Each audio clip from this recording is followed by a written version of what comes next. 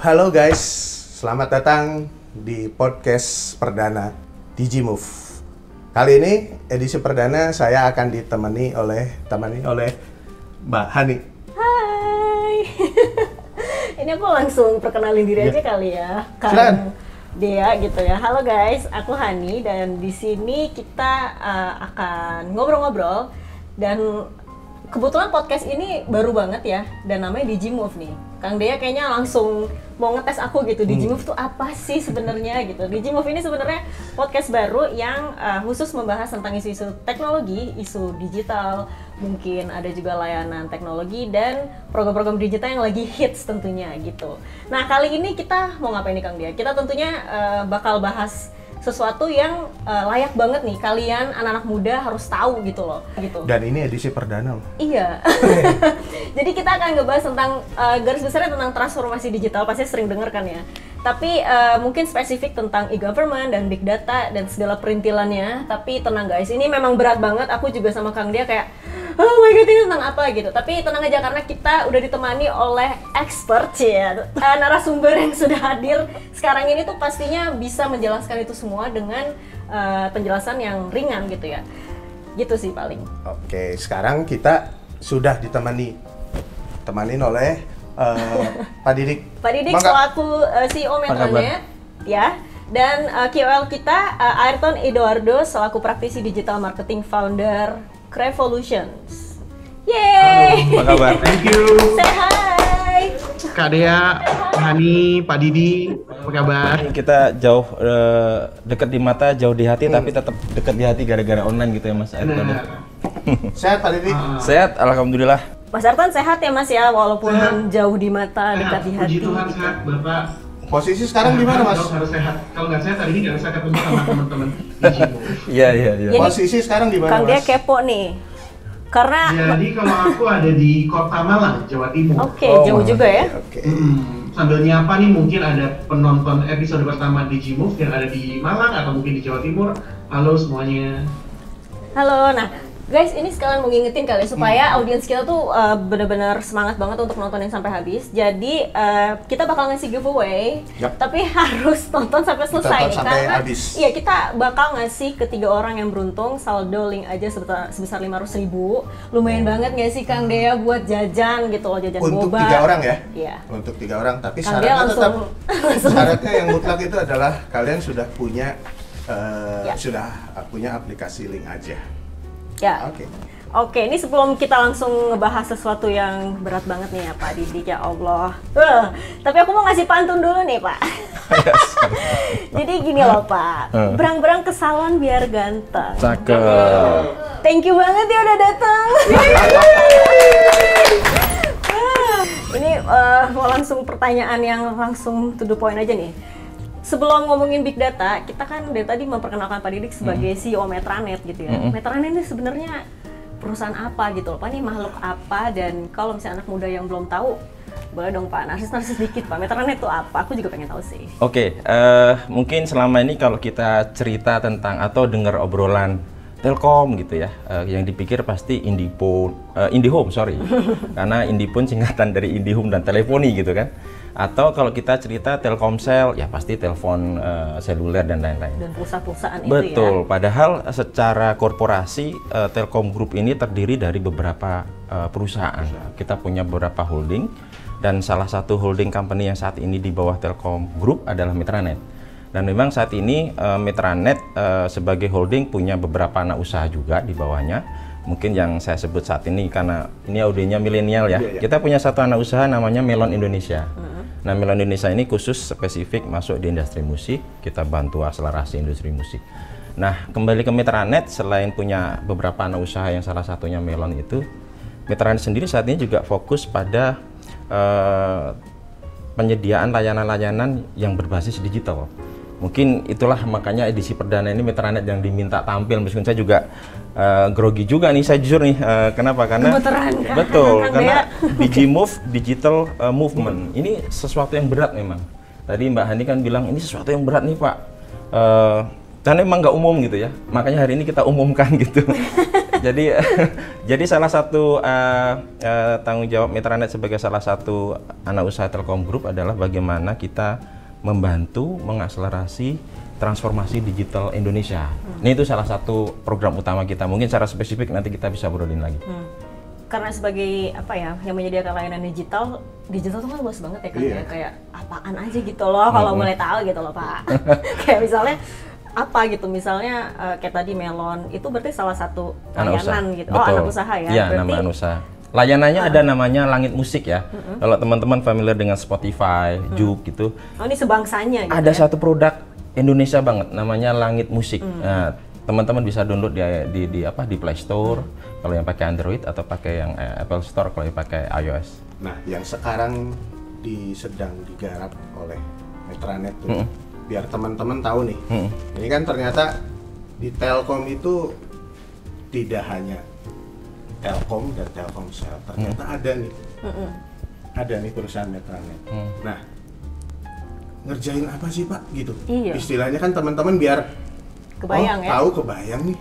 Seperti apa nih perusahaannya? Oke, mungkin di konteks hari ini kan kita judulnya Digi Movement ya, Digital Movement. Tadi satu connecting program yang ada di Metranet adalah membantu mengakselerasi transformasi digital.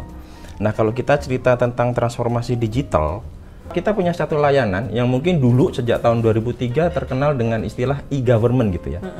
Nah, ini connecting dengan yang tadi Pentaherik tadi kan. Nah, e-government ini sebenarnya kalau sampai hari ini kita sebut dengan terminologi yang cukup common gitu kalau googling, itu adalah tentang pemanfaatan big data sebenarnya. Jadi khusus yang di area government, kita punya satu produk yang namanya Big Box. Nah, ini Big Box ini salah satu produk yang membantu mengakselerasi transformasi digital, tapi khusus katakanlah di government. Nah, kita punya beberapa layanan di sana, dan tentu ujung-ujungnya untuk apa sih? Ya, membantu pemerintah membuat kebijakan yang baik sehingga berdampak pada masyarakat. Mungkin itu simpelnya gitu ya. Tapi terlalu berat nggak tahu nih. Enggak sih, cuman ini masih bakal banyak banget yang mau kita tanya, tapi Kang, dari tadi tuh kita kayak belum punya panggilan sayang gitu loh sama audiens kita karena baru banget nih. Dari tadi kayak cuman guys, teman-teman, kayak kurang seru gitu. Kayaknya nggak spesifik gitu ya. Ada kurang sayang gitu. Ada itu nggak sih? Digi Move. Digi. Sahabat Digi. Sahabat Digi. Sahabat Digi klik mungkin. Atau ada teman-teman apa nih? Hah? Apaan tuh? Apa ya? Digimon. Pokemon kali. Keren. Movers. Penggerak. Bagus. Yes, penggerak kan artinya kan? Kita sebagai penggerak dari digital transformasi digital. Amin ya Allah. Movers ya. Bungkus ya. Oke. Oke, jadi movers jangan lupa nih saksikan terus pokoknya obrolan ini, jangan lupa kita ada giveaway. Nah, mungkin gantian kali ya kalau manggil Kak aja kali ya. Kak Ayrton. Kak Ayrton, kalau tadi gimana? Maksudnya memang Pak Didik baru secara umum sih, walaupun menarik banget sih bahwa e-government dan big data itu ternyata selalu related gitu ya. Nah, menurut Kakak Ayrton nih gimana nih tentang e-government ini sendiri, dan mungkin selama ini Betul sih, Kak contribute apa? Saya setuju banget sama apa yang tadi dijelasin sama Pak Didi ya, apa yang tadi diobrolin bahwa big data itu sudah sangat memegang peranan, apalagi sekarang kan zamannya semuanya eranya serba digital. Nggak cuman perusahaan ataupun government, tapi juga usaha kayak bisnis, UMKM, startup, semuanya menggunakan internet, dan pasti ada relasinya sama big data dan bagaimana mereka, masyarakat yang berbisnis dan berusaha itu mengelola big datanya masing-masing. Nah, tapi yang saya lebih penasaran nih sebetulnya pengen ngobrol juga sama Pak Didi gitu ya. Ternyata sekeren itu ya perkembangan big data management di Indonesia juga gitu loh. Dan dari mungkin Metranet dan dari Telkom juga sudah melakukan hal-hal yang luar biasa banget gitu. Mungkin Pak Didi bisa kasih insight gitu, sudah sejauh apa sih Pak perkembangannya, dan ke depan bakalan kayak gimana lagi gitu. Kayaknya Indonesia udah di level yang berbeda terkait dengan big data management. Ini langsung saya jawab atau gimana nih? Iya, thank you Kak Ayrton, ini kayak dia juga ternyata kepo sama Pak Didik ya, nggak kita doang nih Pak, coba jelasin Pak. Terima kasih Kak Ayrton, jadi memang valid ya, dulu sebenarnya kita cerita tentang teknologi dulu kan, istilah zaman dulu nyebutnya pakai data dong. Ya. Kita menggunakan database misalnya. Nah, sekarang dalam pergerakannya kita sebut teknologi sekarang itu big data, karena sekarang kenapa dikasih embel-embel big, karena itu memang big banget gitu. Kumpulan datanya besar gitu ukurannya. Betul ya, sekali, dan impact-nya juga akan big sekali gitu. Karena ketika semua program, semua kegiatan kita berbasis data, itu akan lebih optimal dan lebih efisien. Tentunya tergantung konteks pemanfaatannya ya. Contoh mungkin tadi disampaikan oleh Mas Ayrton juga kan, kalau kita saat ini mungkin sering online shopping gitu ya, itu Aku sudah, banget. nah gitu kan. Tadi Aku sempat ini tadi GoFood gue nyampe mana gitu tadi ya. Nah itu mereka adalah aplikasi-aplikasi besar yang mereka memanfaatkan itu gitu, sehingga apa, pelanggan atau penggunanya itu mendapatkan offering yang pas banget gitu. Jadi kayak misalnya historis kemarin kita habis makan burger gitu, contoh kita ngomong GoFood ya, karena tadi Mas Dea lagi lapar gitu kan. Tiba-tiba buka aplikasinya, terus tiba-tiba ada offering-offering yang relevan. Kamu beli burger nggak butuh minumnya nih misalnya. Nah, ini connecting banget, dan sama banget ketika ini juga kita implementasikan ke government. Karena mungkin kita dulu pernah ingat KTP zaman dulu ya, kita harus datang secara fisik dan lain-lain, tidak ada data foto, semuanya dikerjakan secara manual, bisa jadi data-data di kelurahan berbasis kertas gitu kan. Tapi sekarang dengan konteks digital, semuanya bisa terdigitalisasi menjadi sebuah basis data. Sesederhana ketika nanti pemerintah itu mau mengadakan program yang berhubungan dengan anak-anak muda, mereka cukup ngambil data yang umurnya antara range 20 sampai 30 tahun misalnya. Sehingga dana-dana BLK itu ya, bantuan latihan kerja itu juga langsung targeted gitu. Ini kan otomatis yang dapat manfaat tidak hanya masyarakat ya, pemerintah juga tentunya akan lebih efisien gitu. Nah, tadi mungkin Mas Ayrton ya, tata kelola kenapa big data itu ada embel-embel big-nya itu karena memang kalau kita mengimplementasikan ini, itu akan big impact banget. Tinggal masalahnya bagaimana kita concern dan bagaimana kita melakukan ini. Nah, tadi sedikit ya, Mas Ayrton nanya tadi Telkom udah sejauh mana. Nah, Metranet ini sebenarnya salah satu perusahaan yang diminta untuk mengakselerasi produk-produk digitalnya Telkom. Salah satunya yang berbasis big data. Kita punya produk namanya Big Box, Mas Ayrton. Nah, Big Box ini betul, kita salah satu program kemarin membantu transformasi digital ke wilayah-wilayah lewat pemerintah provinsi, lewat pemerintah kabupaten. Dan alhamdulillah sampai tahun ini kita udah punya 14 MOU gitu ya, yang nanti akan ada satu konteks pemanfaatan big data, data analitik di masing-masing pemerintah itu. Ada kemarin dari Blora, Gresik, Semarang yang terakhir juga cukup intens, karena sesuai dengan amanah Perpres sendiri juga tahun 2019 itu ada satu kebijakan presiden terkait satu data Indonesia. Satu data. Betul, dan ini tanggung jawabnya tentu government, ya salah satunya pemerintah provinsi, kabupaten. Oke, jadi sebenarnya konsep e-government ini buat yang awam gitu ya Pak.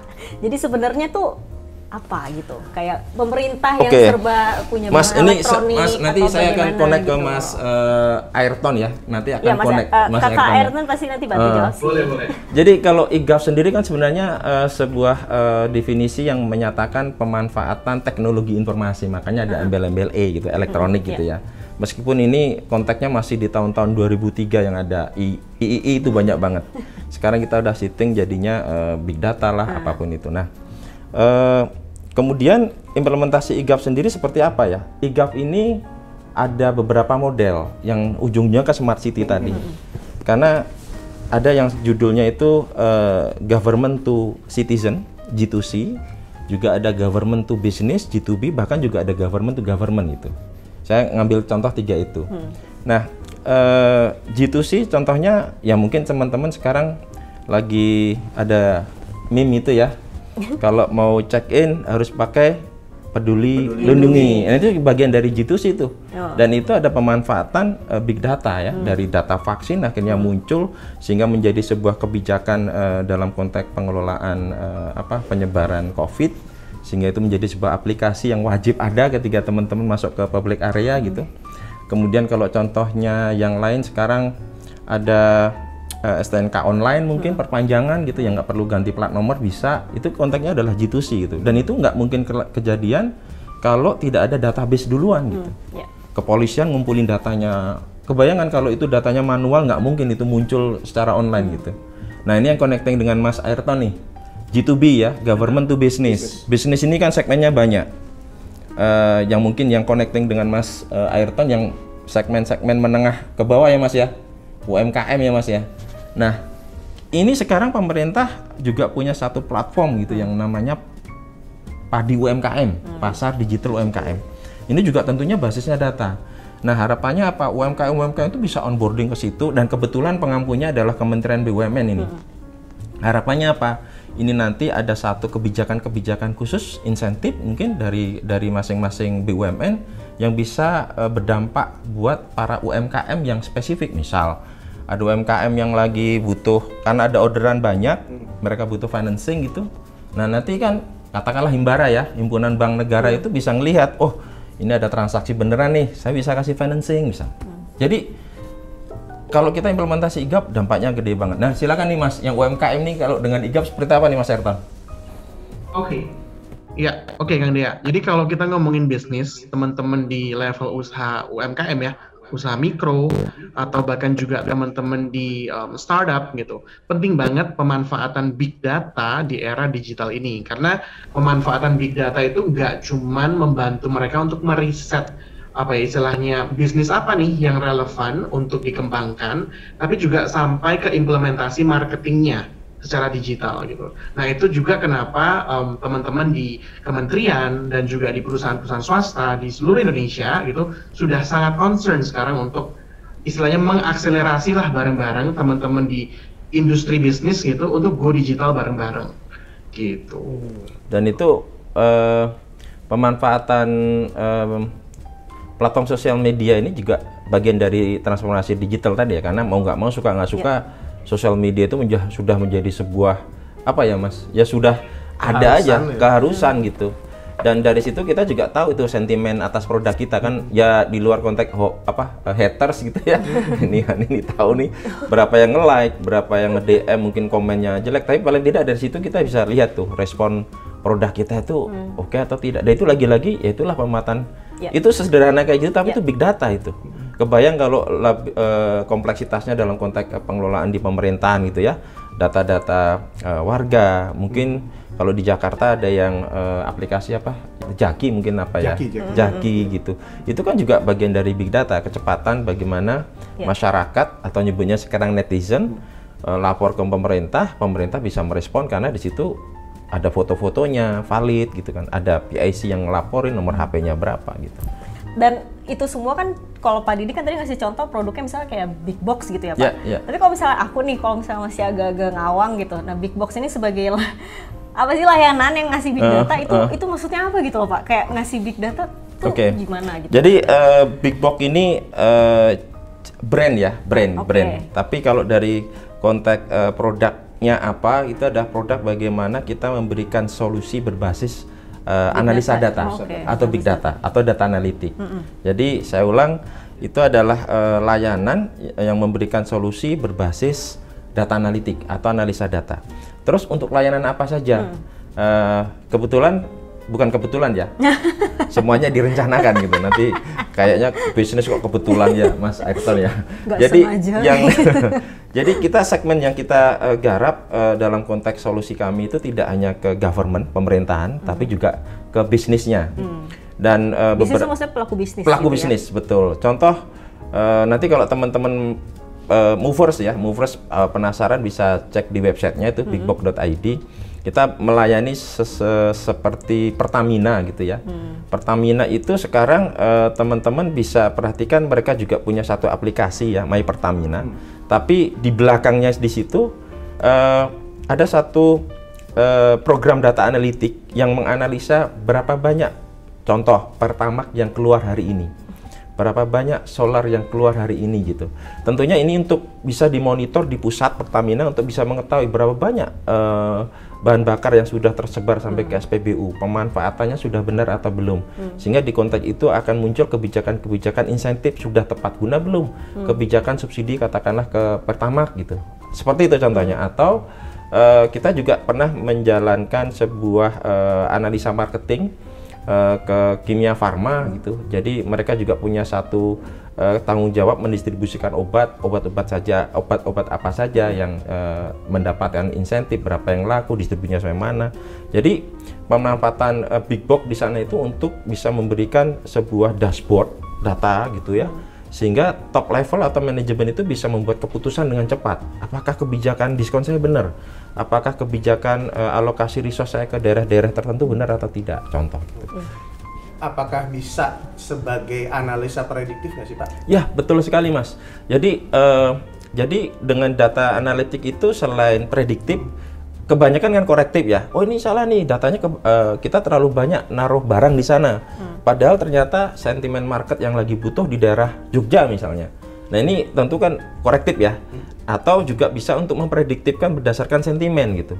Karena kan sentimen market ya istilahnya ya, Mas Ayrton nanti juga bisa nambahkan itu.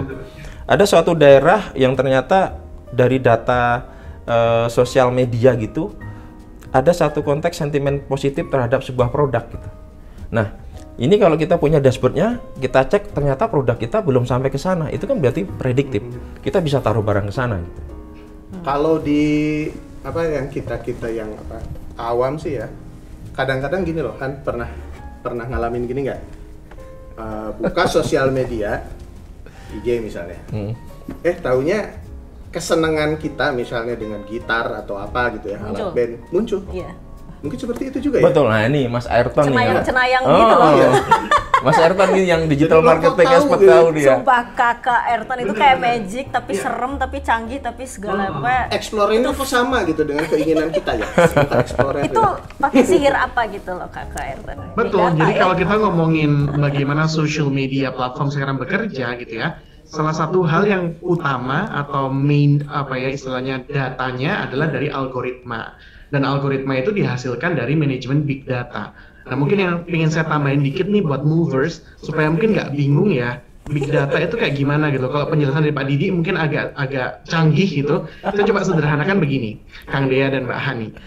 Izin ya Pak Didi. Ya, silakan. Supaya teman-teman mungkin lebih down to earth definisinya. Jadi kalau kita ngomongin big data, kalau tadi ada big box dari produk dari company ya, itu satu hal yang mungkin produk untuk pelayanan data-data yang memang untuk company-company besar gitu. Nah, kalau kita ngomongin big data dalam skala yang kecil atau sederhana tuh kayak gimana? Misalnya kita ngelihat analitik dari sosial media. Pasti teman-teman movers, terus di sini Pak Didi, Mbak Dea, Kang Dea, Mbak Hani, pasti juga pakai sosial media. Tadi kan ngomong kalau misalnya kita suka gitar, mungkin kita lagi cari di mesin pencarian gitar. Nanti di sosial medianya keluar nih, ada gitar, ada iklan gitar, les gitar dan lain sebagainya. Kok bisa ya gitu. Nah itulah manajemen itu dari algoritma yang kemudian dikumpulkan menjadi sebuah big data. Kenapa dibilang big data? Karena memang besar jumlah data yang dikumpulkan. Bisa jadi ratusan, ribuan, bahkan jutaan. Dan itu semuanya dimungkinkan karena adanya manajemen data secara digital. Karena kalau kita ngomongin digital ya semuanya borderless, tidak ada batasan gitu ya. Kita bisa menjangkau, mengakses data dari seluruh dunia. Jadi kalau misalnya kita cuma mau ngomongin data masyarakat Indonesia aja, atau masyarakat di Pulau Jawa saja, masyarakat di Sumatera atau Kalimantan saja, itu sebetulnya not a big deal gitu. Karena ya itu semua dimungkinkan dengan manajemen big data secara digital saat ini. Gitu. That's why mungkin teman-teman bisa sambil pelajarin deh apa yang ditawarkan, tadi ada big box dan lain sebagainya. Mungkin sekarang kita belum perlu, tapi one day pada saat usaha kita udah ada di level yang mungkin menengah atau level company, kita perlu tuh layanan dari big box. Terjawab sudah ya? Gitu ya? Terjawab sudah misteri dari kenapa sosial media kayak ngikutin gitu ya? Jadi bayangan para mover nih, bahwa Metranet bergeraknya di digitalnya semacam begini nih. Teman-teman mungkin kebayang yang kadang-kadang kita istilahnya ini perusahaan apa sih, ngurusin apa? Nah sekarang mungkin mudah-mudahan terjawab udah gambar gitu ya. Jadi kalau Telkom tuh nggak hanya IndiHome dan Telkomsel, karena Telkom as a group itu benar-benar punya solusi digital yang cukup beragam dari masing-masing anak usahanya gitu. Dan lucunya si Big Box ini baru satu ya, Pak, sebenarnya satu di antara berbagai macam produk di Metranet. Tapi satu aja tuh kayaknya udah lumayan impactful banget. Nggak lumayan Pak, sangat impactful. Jadi kalau sebagai informasi tadi kan sempat ngobrol sebelum kita sesi online ya, nggak apa-apa lah ya. Tadi Mas Ayrton bilang juga ada program-program startup gitu kan. Ya jadi, related sama pemerintah which is Kominfo ya, Kakak Ayrton ya. Jadi for information aja nih Mas Ayrton, Big Box ini adalah salah satu produk startupnya internal Telkom Mas. Jadi Big Box ini termasuk startup juga ya? Startup, dari awal kita membangun sebuah ekosistem inovasi di lingkungan Telkom Group. Kita bikin pegawai-pegawai itu bikin semacam startup gitu. Nah Big Box salah satunya.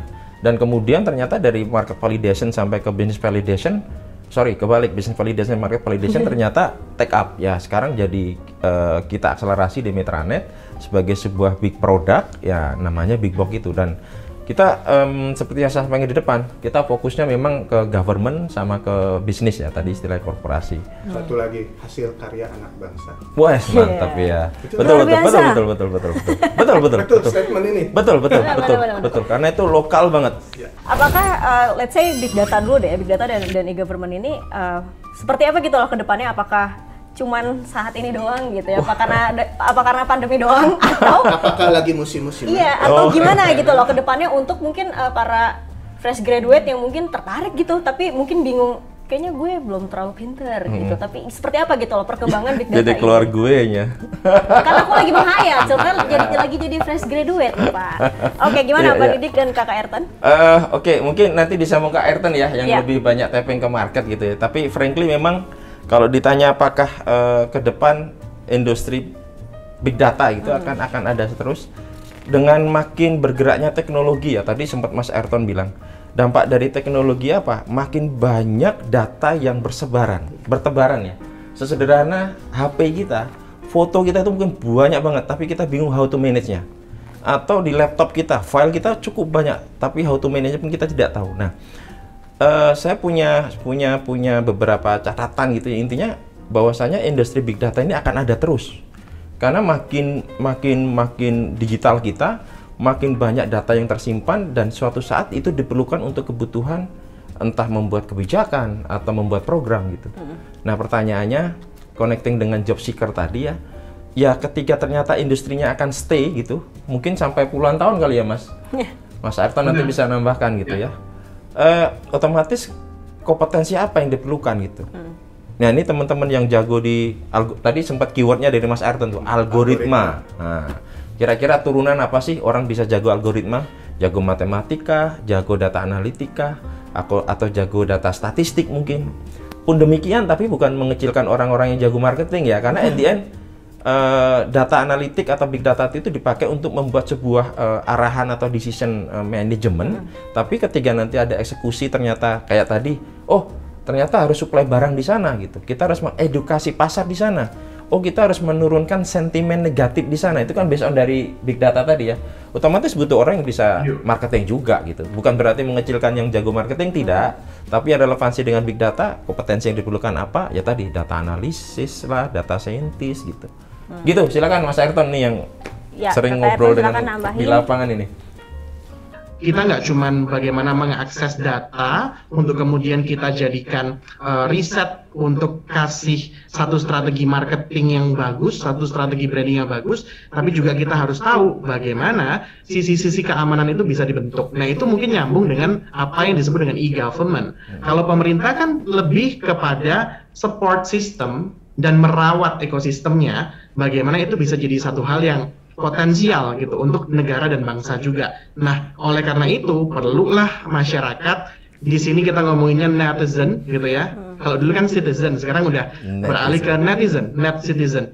Harus tahu gimana merawat big datanya, memanfaatkan big datanya dengan positif, dengan baik gitu. Terus kemudian juga keamanan siber gitu, supaya apa? Supaya bisa membantu pemerintah juga dalam hal pengelolaan data tersebut sendiri, kemudian juga bagaimana mengembangkan policy-policy ke depan, apa yang mau dibuat lagi gitu, jadi bisa lebih sempurna gitu. Jadi ada relevansinya lah antara apa yang dilakukan oleh masyarakat in managing dari big data sama apa yang dilakukan oleh government melalui e-government mekanismenya kayak gitu. Oke. Legend, Mas. Legend. Mungkin tadi kan kita sempat beberapa kali mention tentang big box gitu. Mungkin movers agak-agak kepo dikit gitu ya. Mungkin kita setel video singkatnya kali ya Pak Didik. Boleh kan ya? Izin dulu nih Pak. Boleh, silakan. Pernah diterapkan sama Metronet ya? Ya. Ya, silakan nih dia big box dari Metronet.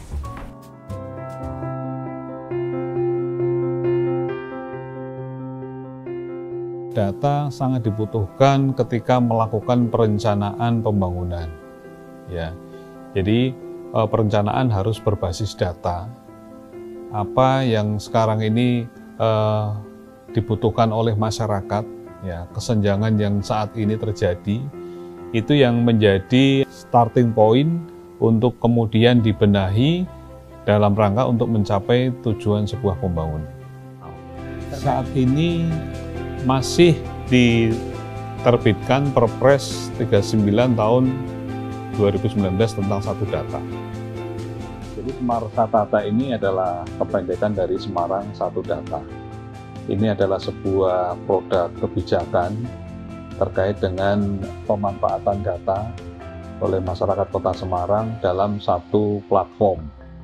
Dan Satu Data ini sangat bergantung pada data-data digital, di mana Semarang Satu Data ini tidak hanya sebatas pada open data, kan tetapi Semarang Satu Data ini juga merupakan basis untuk perencanaan pembangunan daerah di Kota Semarang.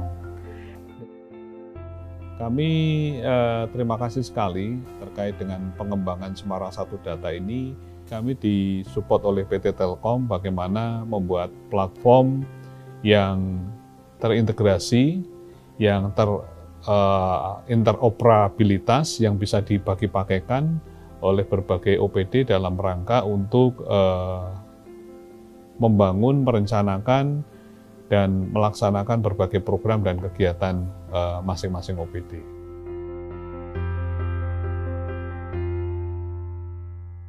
Oke, ini tentang penerapan kayaknya Pak. Ya. Boleh bercerita nggak tentang penerapan? Mungkin ini penerapan juga.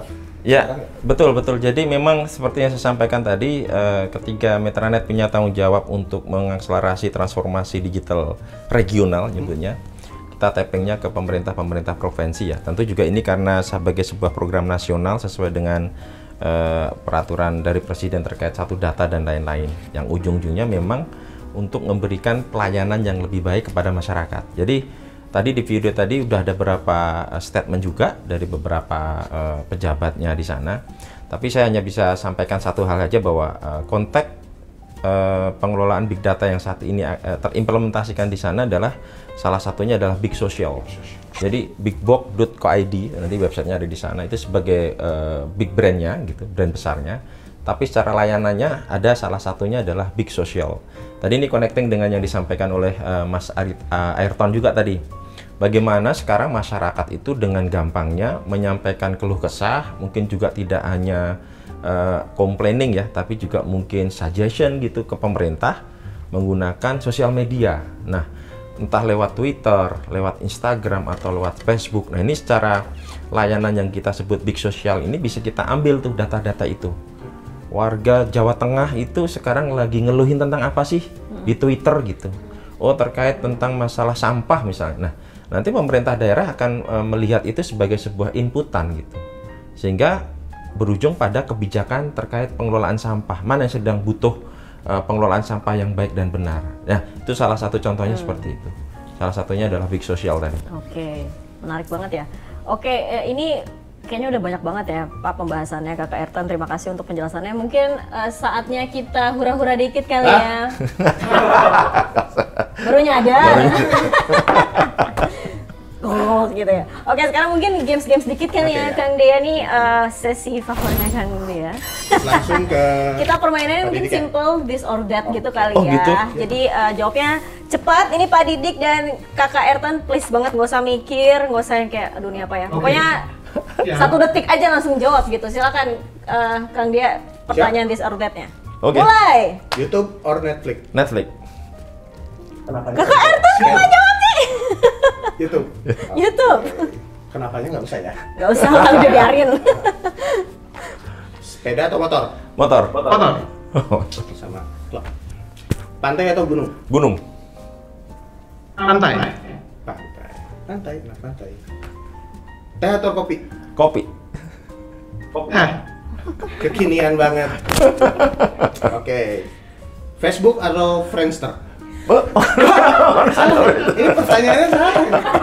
Ketahuan generasi mana ini ya? Maaf ya. Mungkin masih ngalamin Mas Friendster. Masih ngalamin kan Mas Arta? Saya nggak milih dua-duanya kan ya. Jauh banget. Oke, ya gitu aja kali obrolan kali ini udah cukup udah cukup insightful, inspiring. Mungkin dari Pak Didik ada kuis yang tadi berhadiah. Boleh banget nih Pak. 500.000. Apa itu kuis Oke, tentang apa? Movers Silakan. nih kita ingetin lagi ya. Jadi kan ini udah di penghujung acara dan udah banyak banget sebenarnya hal-hal yang udah kita obrolin, yang udah kita tunjukin gitu ya. Nah ini mungkin time for quiz gitu ya. Coba untuk pertanyaan kuisnya dari Pak Didik aja kali ya. Pertanyaannya gini, implementasi Big Box ada di provinsi mana yang kita tampilkan tadi? Mungkin Susah ya? banget nih pertanyaannya. Nggak. Ada di kota mana atau provinsi mana gitulah ya? Iya. Sip, itu aja. Oke, itu pertanyaannya pastinya bisa kalian dapatkan kalau kalian nonton dari awal sampai akhir gitu ya. Nah, bagi kalian nih untuk 3 orang yang beruntung yang menjawab, masing-masing akan mendapatkan saldo link aja sebesar 500.000. Bener nggak, Kang Dea? Betul. Itu jawabnya Jangan lewat lupa. mana tuh? Oh iya, coba silakan Kang Dea. Sampai lupa nih kita. Nanti Saking kita semangatnya. akan tanggal berapa? 11 ya? Kira ya? Ya, jadi kalian kalau misalnya udah langsung tahu nih jawabannya, tulis aja di kolom komentar di YouTube. Saat ini nih langsung tulis aja. Spamming terserah sih pokoknya kayak gimana. Itu kalian tulis jawabannya dan tunggu sampai tanggal berapa sih? 11 Oktober ya. 11 Oktober 2021 pantengin di Instagram Stories-nya akun Telkom Indonesia ya. Yap. Oke, nanti kita bakal Ada di sini? Ya. Oke. Tring. Nah. Nanti kita bakal ngubungin langsung pemenangnya. Oke. Gitu deh. Untuk informasi nih teman-teman yang pengen tahu tentang Metranet di mana nih? Oh, oke. Jadi kita ada websitenya metranet.co.id. Di sini ya. Tapi karena teman-teman yakin jarang buka website gitu ya sekarang, silakan aja lewat sosial media. Kita ada Instagramnya Metranet Official gitu ya. Dan Metranet Official ya guys. @Metranet Official. Oh gini, oke. So di sini nih samping Pak Didik. Terus nanti silakan aja informasi tentang kegiatan-kegiatan Metranet, termasuk kalau kita lagi ada vakansi untuk pekerjaan juga ada di situ. Catat guys, jangan lupa di follow. Oke, thank you so much Pak Didik dan Kakak Sama-sama. Ertan untuk waktunya. Thank you Dan semuanya. seperti biasa ada pantun closing ya guys ya. Berang-berang punya banyak bulu. Cakep. Semoga kita semua sehat selalu. Amin. Terima kasih ya untuk acara hari ini. Sama-sama, Pak Didik. Semoga sehat selalu. Mas Ayrton sehat selalu dari Malang ya. Sampai jumpa Ya. dan Thank you. Thank you. thank you. Bye-bye. Sampai ketemu lagi di kesempatan berikutnya. Bye. Bye-bye, movers.